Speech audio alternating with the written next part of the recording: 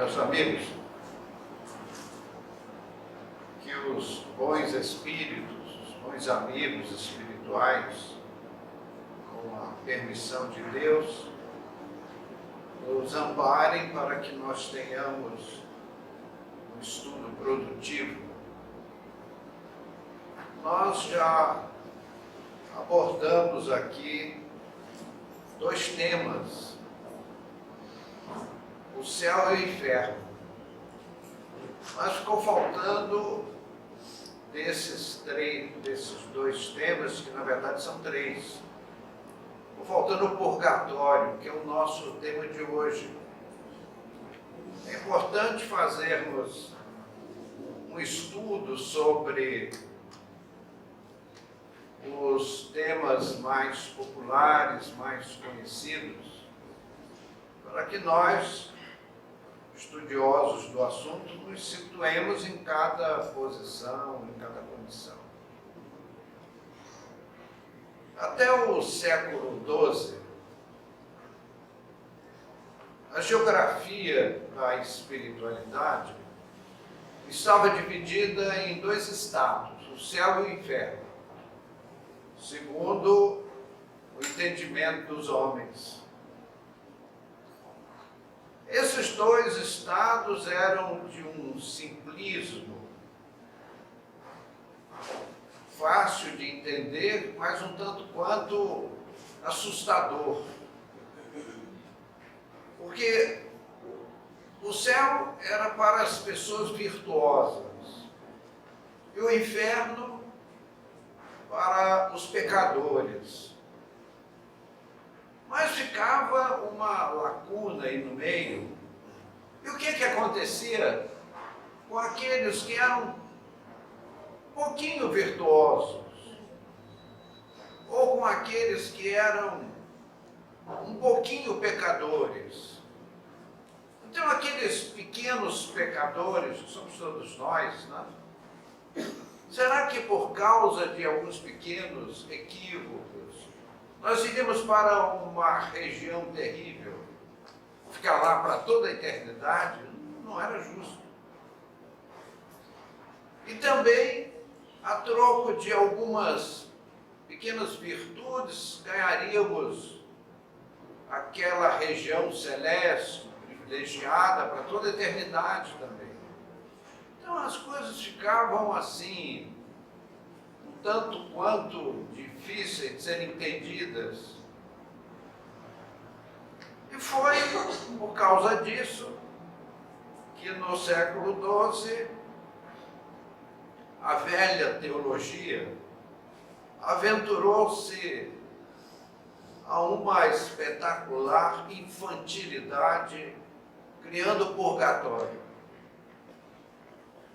Purgatório seria assim, como é para o sistema penal de todos os países do mundo, a casa de detenção. Para quem não é do ramo, a casa de detenção é aquele lugar para o qual são encaminhados os presos que ainda não foram julgados. Por isso o nome casa de detenção. Então ele fica ali durante um certo tempo e depois de julgado, se absolvido, vai para a rua, né? Perde a internação, a hospedagem, a custa do governo, né? Mas se é condenado, aí vai para a penitenciária pagar a pena. Nós trabalhamos muitos anos, cerca de uns 15 anos, em penitenciária, a convite do excelentíssimo senhor juiz das execuções, que era um confrade espírita, uma pessoa maravilhosa, da qual temos grande saudade. Ele nos dizia: não posso julgar ao arrepio da lei, como funcionário do Estado, do Judiciário, tenho que aplicar a lei. Mas, depois da lei, me sobra o direito, como cristão, de tentar ajudar aquele que a lei me impôs aplicar a penalidade. Então nós, durante 15 anos, fizemos nas penitenciárias o que fazemos aqui toda segunda-feira. Levar a mensagem espírita, consoladora, esclarecedora, àqueles irmãos, homens válidos, jovens, às vezes de boa aparência, encarcerados, cumprindo longas penas. Era realmente uma condição muito entristecedora. Então, meus amigos, voltando ao assunto, o purgatório era aquele lugar transitório. Agora, por que razão? As culturas são uma coisa terrível. As culturas estavam solapando a fé, porque sentiam os teólogos, naquela época, do século XII, de que sustentar aquele céu e inferno radicais estava ficando cada vez mais difícil. Por que razão? Por causa das culturas populares. Desde que o mundo é mundo, e faz tempo, né? Vocês eram crianças ainda, no começo do mundo. Né? Então, a humanidade acostumou-se a ver nos falecidos, nós espíritas dizemos desencarnados, há uma gíria no mundo espiritual inferior, que eles chamam descascados. É bom a gente aprender essas coisas. Né? Há algumas terminologias que a gente, antes de ir lá para os umbrais, já fica sabendo como é. Né? Então, os descascados são aqueles que perderam a casca, né? O corpo físico. Então, o mundo via assim, que os familiares já falecidos eram automaticamente protetores das pessoas, das residências. E isso era um costume tão antigo que mudar para céu e inferno, então a criatura faleceu, vai para o céu, vai para o inferno, e ficar lá radicalmente longe da humanidade. E como é que se explica isso? Começou a bater de frente, sentiram os teólogos, e estava havendo um choque que solapava a fé. E era preciso corrigir isso. Então eles criaram a ideia do purgatório. Mas voltando, já só, amigos, desde que o mundo é mundo, que as pessoas falam, que viram, que ouviram, que sentiram os mortos. E mudar isso é muito difícil. Eu diria mesmo que é difícil você encontrar alguém nesse planeta que não teve alguma experiência com os falecidos. Todo mundo teve.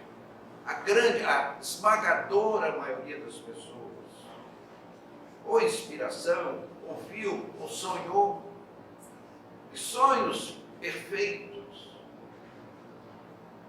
Eu tive 2 oportunidades na vida em que eu precisava no dia seguinte tomar uma decisão terrível. Eu tinha a esquerda e a direita, e uma delas a vaca ia para o brejo. Então eu não podia errar. Aí à noite apareceu alguém e me disse, siga tal caminho, graças a Deus. Aí a vaca ficou no estábulo, não foi para o brejo. Tive 2 oportunidades assim, de decisões terríveis na vida, que graças a Deus acertei graças à ajuda espiritual. Eu acho mesmo que essa misericórdia dos espíritos é quando Deus o permite, porque, meus amigos, nós temos que viver nossa vida, travarmos as nossas batalhas. Nós não podemos pegar as nossas lutas, vamos pôr na mão dos espíritos, eles resolvem. Isso não é bom para nós. Vocês já viram como é o filho de pai rico? Aliás, vocês têm uma boa experiência pessoal disso, né? ser filho de magnata, que assim, dolce farniente, aquela vida tranquila, né? O dinheiro resolve tudo, eu sei que é o caso de vocês, né? Mas os filhos de pai rico ficam infantilizados, porque não tem que lutar duramente pela vida. Como são os filhos da classe média e das classes pobres, que ganham muita experiência de vida com as suas lutas. Então, meus amigos, entregarmos aos Espíritos para que eles resolvam todos os nossos problemas, ficaríamos infantilizados. É bem verdade que os Espíritos sempre nos ajudam, mas ajudam sutilmente, para que nós tenhamos o mérito e a experiência pessoal. Então, como justificar as casas mal assombradas, os fantasmas nos cemitérios e as pessoas os médiuns que convivem com os espíritos e as pessoas perturbadas pelos espíritos? Se os espíritos já estão no céu ou no inferno, como é que fica? Aí vem as teses materialistas. O problema se resolve com os psicotrópicos. Isso é problema mental, Ritalina nele, não é isso? Como se a Ritalina fosse a solução de todos os nossos males, só parece. É como o Prozac, né? Puxa, olha meu amigo, aqui a empresa já faliu, já fechou, está cheio de credor na porta, oficial de justiça, eu já estou feliz da vida, viva o Prozac. Não, até parece, né? Então, meus amigos, como atribuir falta de bom senso às pessoas fidedignas, honestas, pessoas sérias, que afirmam terem tido uma comunicação espiritual? Será que em todas as eras da humanidade, no mundo inteiro, todas as pessoas voltaram com a verdade ao apresentarem as suas experiências pessoais com a imortalidade?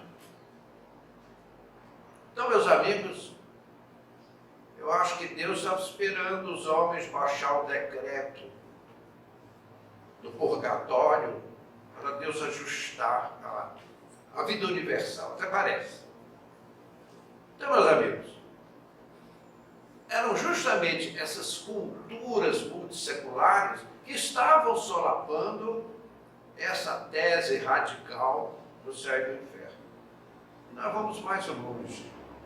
As próprias religiões de todos os tempos, se você consultar os seus livros sagrados, aparecem fenômenos que nós podemos chamar de fenômenos psicobiofísicos, para falar bonito, fenômenos paranormais, fenômenos espirituais, fenômenos espíritas, não importa. Fenômenos mediúnicos, não importa. A terminologia não vem ao caso. Mas matéria de fé está lá. Aí você pega um livro tradicional e se você for arrancando as páginas que falam em fenômenos espirituais, comunicação com os mortos, fica só a capa e a contracapa. Você vê todas as páginas. Tal abundância do fenômeno. Então, a tese do céu e do inferno radicais estava fortemente sem solução. E aí foi a época em que, no século XII, foi instituído o purgatório. Puxa, maravilha! Foi um verdadeiro golpe de mestre. Então, a partir dali, você já podia orar pelos entes queridos, falecidos. Eles podiam vir me fazer uma visitinha.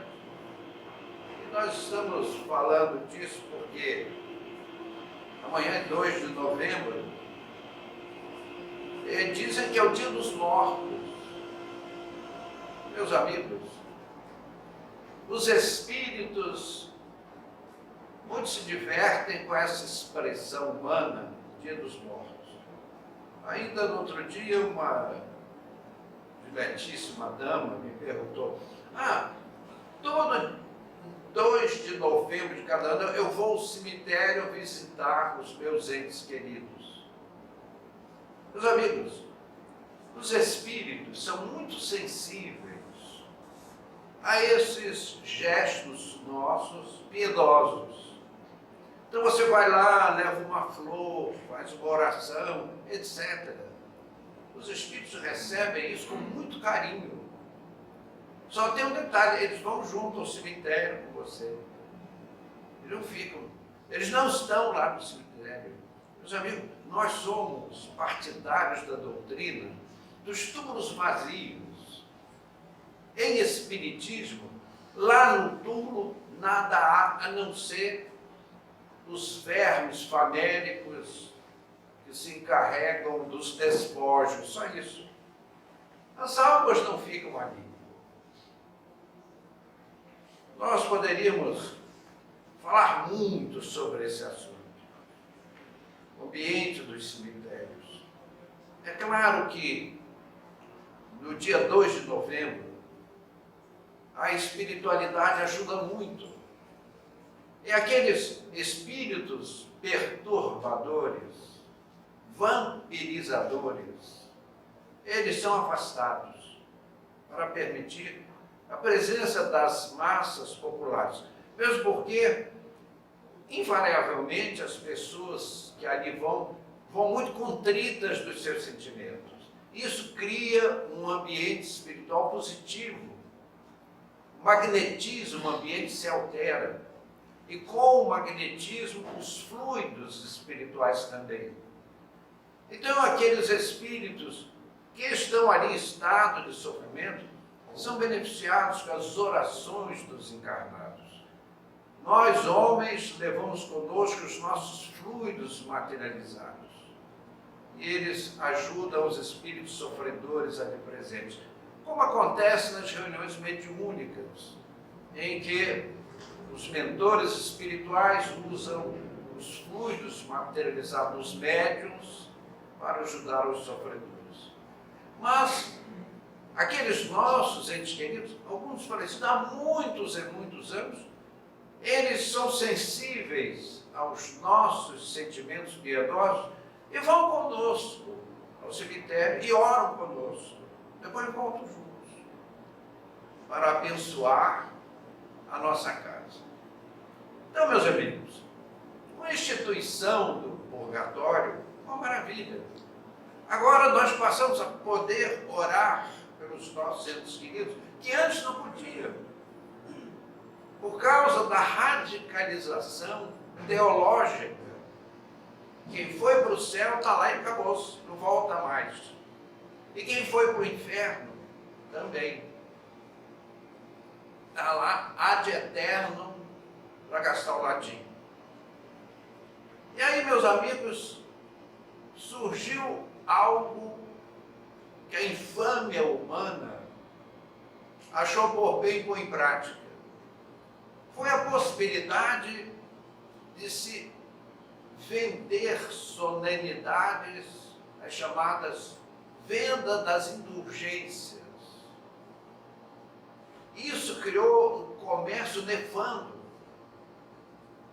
para arrecadar dinheiro.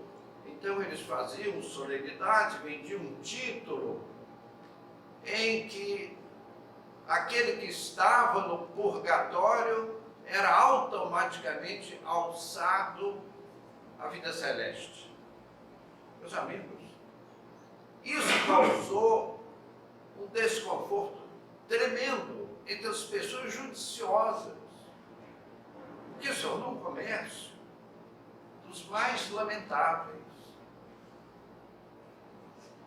E foi exatamente no século XVI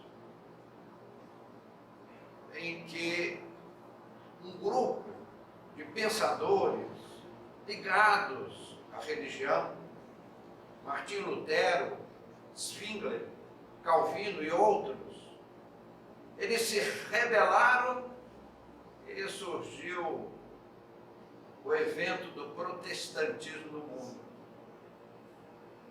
E aí houve uma ruptura no cristianismo humano da época.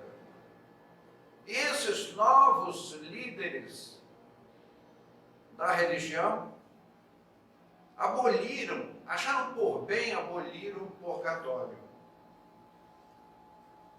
Passaram-se muitos anos e na nossa atualidade, mesmo aquelas pessoas ligadas às religiões tradicionais, nós notamos que o purgatório perdeu colorido.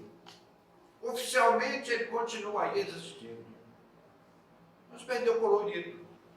Nós vemos que até as pessoas mais ligadas às religiões tradicionais já praticamente não se referem ao assunto que esteve fortemente em voga no passado. E aí, meus amigos, houve um descolorido no purgatório. Mas nós espíritas achamos que o purgatório nunca foi tão atual. Mas não aquele purgatório gerenciado pelos religiosos profissionais. Alguém pergunta, então, ao deixar a terra, nós vamos para o purgatório? Não, nós não vamos, nós ficamos. A cada encarnação, nós nos internamos nesse purgatório chamado planeta Terra. E não é só a Terra. Um número que não saberíamos, impossível prever, de mundos físicos, de provas e expiações. Eles são os purgatórios. Então, na verdade, aqueles teólogos que inventaram o purgatório apenas foram inspirados para falar dos mundos físicos, de provas e expiações, como é a Terra. Meus amigos, graças a Deus, nós somos, em lugar de sermos, seria uma grande injustiça, a misericórdia e a bondade de Deus não permitiria que um dos seus filhos fosse para um lugar de sofrimento para toda a eternidade. Seria estapafúrdio. Vocês querem ver uma coisa interessante, só para o nosso estudo? Eu li um opúsculo de um teólogo francês, que ele dizia que se chega ao inferno através de um túnel. Veja só, queria saber como é que ele descobriu isso. Certamente foi lá, né? E disse que o túnel é cheio de lâminas tão afiadas como uma navalha. E aí o condenado passa por ali e é todo retalhado. Aí quando ele cai lá no inferno, existe uma categoria de demônios especializados em colocar azeite quente com pimenta nesses ferimentos das lâminas. Pai do céu. Inventaram a caldeira de azeite fervendo. Por que azeite? Deve ser extra virgem, talvez, né? As pessoas em melhores condições econômicas devem ser um extra virgem, né? Um azeite mais nobre, dá uma salada daquilo. Por que não a água? Porque a água quente, mesmo quente, ela volatiliza rápido. E o azeite, ele gruda. Destrói a derme, a epiderme e vai por aí afora. Então é um sofrimento muito maior. Então vocês repararam que na idealização do inferno, essas criaturas foram profundamente imaginosas. Você ficar mergulhado num tacho de azeite fervente para toda a eternidade. Uma coisa absurda. Ainda vem aquele outro sujeito de chifre e rabo com um tridente que ele põe no fogo, assim até fica vermelho, né? Para depois espetar os condenados com aquele tridente. Além de espetar, ainda é quente, fervente, avermelhado. Então criaram um inferno terrível. Agora você já viu no céu? É um jardim assim, o Senhor sentado lá no trono de ouro, servido pelos anjos, e os anjos tocando harpa. Meu Pai do céu, que céu chato esse! Então vocês vejam a mediocridade, a bizonice do céu criado pelos teólogos. No inferno eles foram muito mais eficientes, mostraram muito mais vocação, não é isso? Mas como nós dizíamos, meus amigos, o purgatório são os mundos de provas e expiações. E eles variam em graus muito altos, muito grandes, muito vastos, onde são internados os espíritos necessitados de duras provas, seja a terra, sejam mundos similares. Esses são os purgatórios cósmicos. Meus amigos, a bondade divina nos dá todas as inspirações, todas as oportunidades. Nós voltamos para viver na terra, nós somos recebidos por quem? Por uma mãe, pelos pais, um pai trabalhador que garante o sustento, uma mãe que é toda ternura. E Deus colocou no coração das mães a capacidade de amar, como ninguém é capaz. E o rebento, o espírito nasce na pureza infantil. A gente olha, que bonitinho. Não sabe quem é o espírito. Às vezes é um ex-terrorista, um ex-criminoso terrível, mas é tão bonitinho. A pele, a pele da criança pequena. Que inveja tem as senhoras e senhoritas da cutis do bebê, não é isso? Quisermos ser assim também. Então, a cada nova encarnação, nós somos colocados nos braços de um anjo celeste que é a mãe. E recebemos toda a aparência da angelitude em nós próprios. Então nós não podemos reclamar. Se nós vimos a corromper a existência por nossa conta, porque a cada nova existência passamos pela pureza infantil. É um apelo da divindade pelo nosso engrandecimento. A Terra, sem dúvida, é esse purgatório. Os teólogos só erraram o endereço. Quiseram situá-lo em algum lugar do passado, sabe Deus onde? Quando, na verdade, o purgatório é o mundo que nós vivemos. E, meus amigos, além da purgatoriedade do nosso planeta terrestre, nós vemos as multidões de espíritos que deixam a Terra em direção àquelas regiões que André Luiz chamou de umbrais. São as regiões inferiores da espiritualidade. Essas regiões são muito próximas à crosta planetária. E há uma, vamos dizer assim, uma super-região que adentra a crosta planetária, são chamados abismos, onde são internados espíritos em condições gravíssimas. E ali há choro e ranger de dentes. Nós nunca nos arriscamos a comentar sobre esses abismos. Seria colocar imagens dolorosas nas mentes dos que nos ouvem.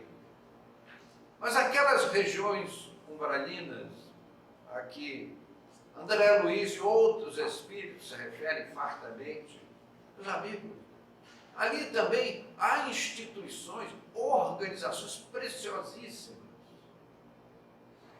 E muitos trabalhadores, e muitos deles anônimos, que se fazem passar por sofredores e que se imiscuem naquelas regiões. São regiões que realmente assustam. Os odores ali não são nada agradáveis. Quando os teólogos falam no inferno, no calor do inferno, aquelas massas pastosas aderem à pele do corpo espiritual, produzindo às vezes calores indesejáveis, terríveis. E outras regiões onde, ao contrário, falta o calor. O filme Nosso Lar, que todos os companheiros aqui presentes assistiram, dá uma palidíssima ideia do que são aqueles purgatórios espirituais das zonas umbralinas. Algumas pessoas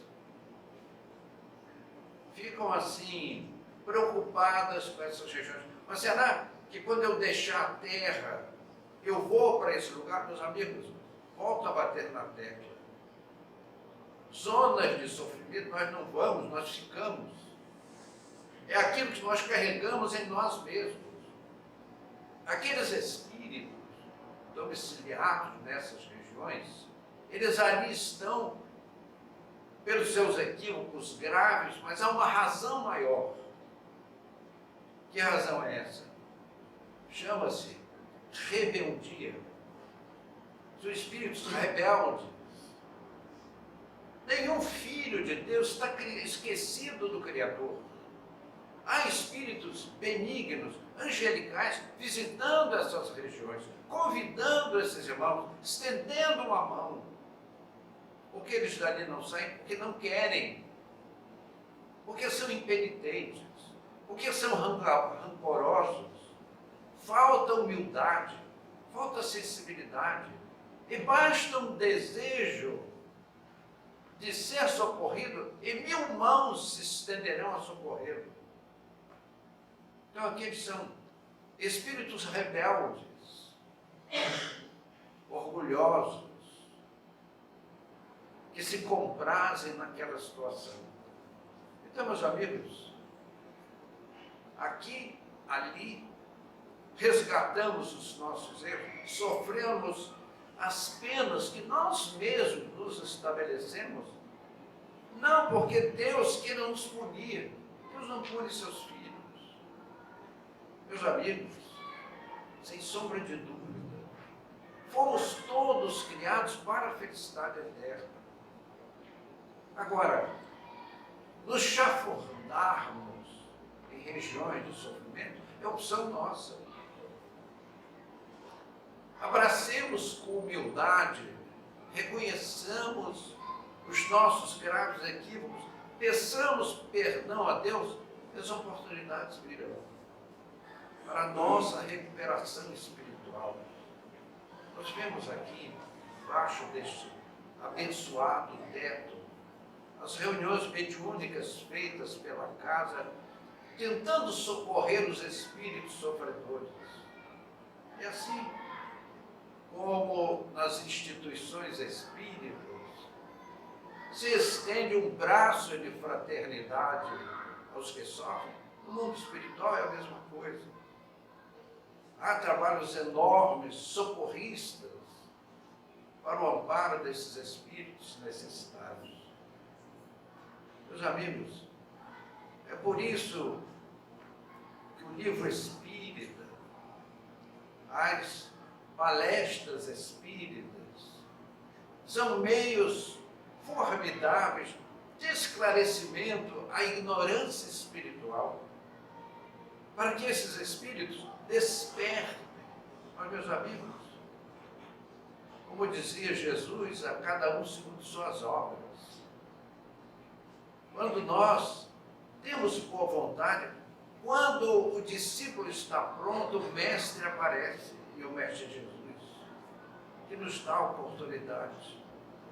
Mas se as pessoas são insensíveis, hão de despertar pelos meios dolorosos, porque a isso fizeram por merecer, a isso investiram os seus sentimentos.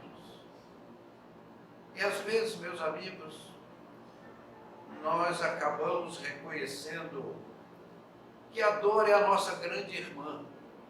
Nós odiamos a dor, detestamos a dor, queremos a dor bem longe de nós, mas nós nos habilitamos ao sofrimento porque ele desperta a nossa alma. Nós surgimos muito mais amadurecidos com as nossas lutas tremendas do que com as nossas festas, com as nossas alegrias vãs, pueris e espíritos primários. Meus amigos, todos os filhos de Deus no universo foram criados para a felicidade eterna. Condenação eterna seria uma aberração ante a bondade e a misericórdia de Deus. Todos os filhos de Deus foram feitos para a felicidade suprema. E todos alcançarão essa felicidade. Agora nos cabe a nós, temos o direito, legado por Deus, de escolhermos os caminhos e o tempo. Se queremos rapidamente quitar os nossos equívocos, ou se queremos retardar a nossa viagem para as esferas celestes, a opção é nossa. Meus amigos, poderíamos falar do assunto o resto da noite, mas o relógio não para. Agradeço a atenção dos amigos.